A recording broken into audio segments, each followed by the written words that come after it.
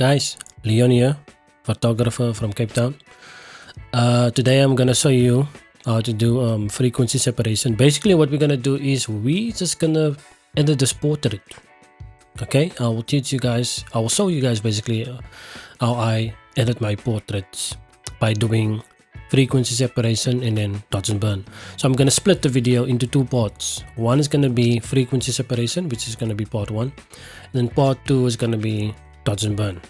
And you guys will see why we add dodge and burn last, basically, because we want to add some depth to the photo. Because usually when you do frequency separation, when you're done with it, your images tends to be flat. Okay, so what we're gonna do is we're gonna make 2 copies of our existing layer. We're gonna call that one color. And then we're gonna call the top one text. Cool. So we're gonna go to the color layer, and then we're gonna basically subtract the texture from it and just put it on the texture layer after this step. So we go color, filter, noise, dust and scratches. Okay, before we do that, let's disable the texture layer, go to color, again, noise, dust and scratches, so that we can actually see the preview live. Okay, so what you want to do when you get here is look for the part where the texture is very dominant, I would say. I would just take this part here. Then you can basically play around with your radius until you see that you only see color and not texture anymore. 20 would be fine. I'm gonna go to 24 because I can see it in my preview here. Still have all my color, just don't have my texture. Cool. I'm gonna press OK.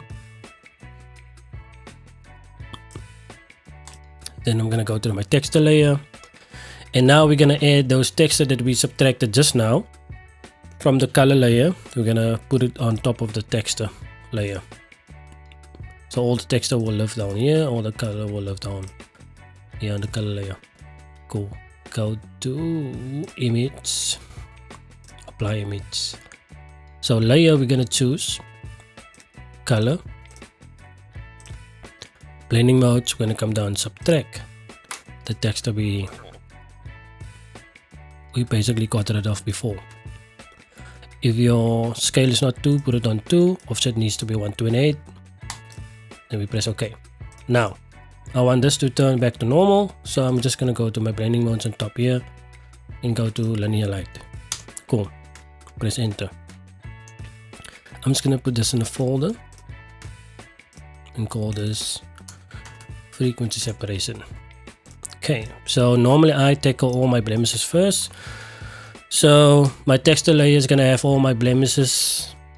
I'm gonna remove all my blemishes by editing on the texture layer, not on the color layer, because on that color layer there's no blemishes on there, it's only color, and then on this one is all the texture. So you want to go to the texture layer to remove the blemishes. You can use anything. I'm just going to use the clone stamp tool. I'm going to copy the closest skin that looks better, then paste it on there. And you'll see that it's only getting rid of the texture, not the color really. And that's basically what you want. If you don't see that happening, you did something wrong. I suggest rewind the video and then you do it all over again. Okay, I'm gonna speed this up.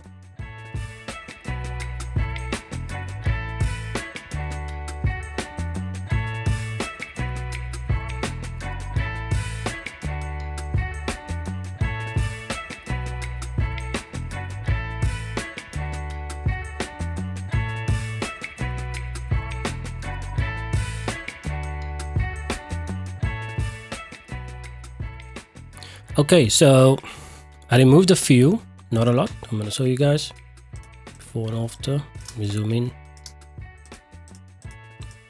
I removed a few because we also want to keep this as natural as possible.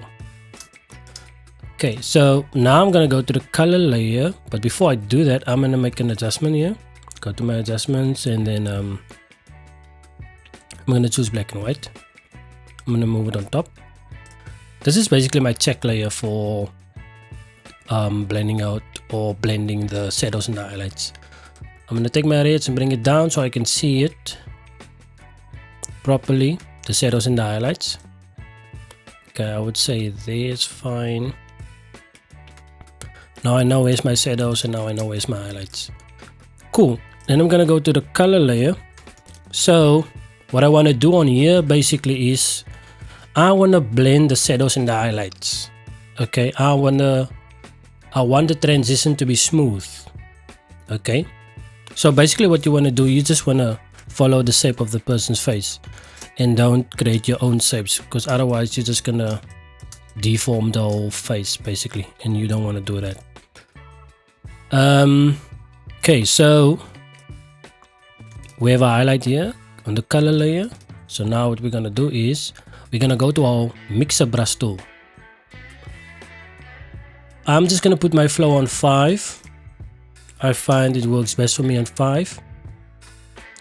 The transition is very smooth on 5. Everything else I'll leave the same, and then I will check this box over here. So you don't want to check that one. Load brush after each stroke. You don't want to do that. You want to do this one. So basically it cleans the brush after every stroke. You don't want to use that first one. Untick that one. Just tick that one. Cool. So now I'm gonna go between my shadows and my highlights,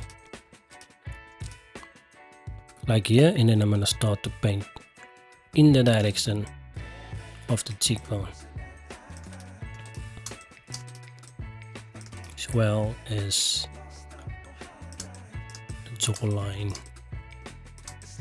Cool. So we're just painting in between that so we can blend the transition from the shadows to the highlights.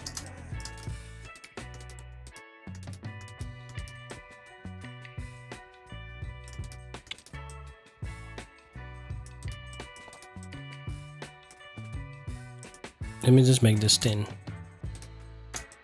because I don't want to paint all day.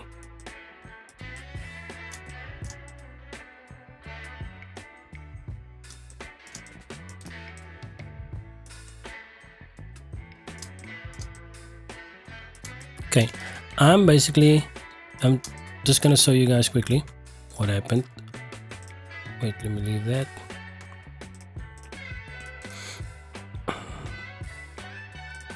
I'll put that off quickly. So that's what you can see what happened, right? So the transition between the shadows and the highlights, you want that to be smooth. Okay, cool. So I'm gonna speed this up. I'm gonna continue, and then I'll see you guys now.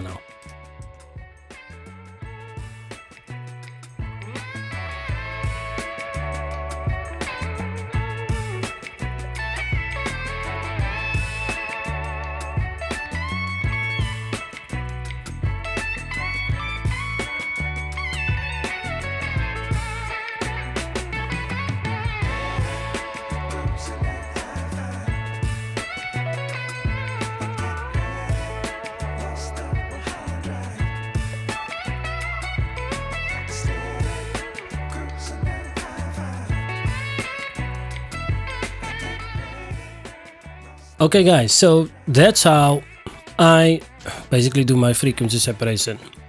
Okay, by smoothing out the shadows and the highlights basically on the face. I will remove the blemishes first, and then I will do that afterwards. So I just wanted to show you guys how you can achieve that look.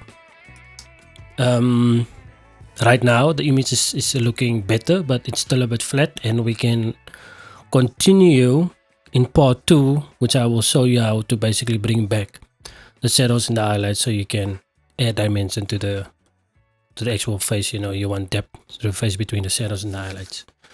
Cool. So I hope you guys enjoy that one. I will see you guys in the next video.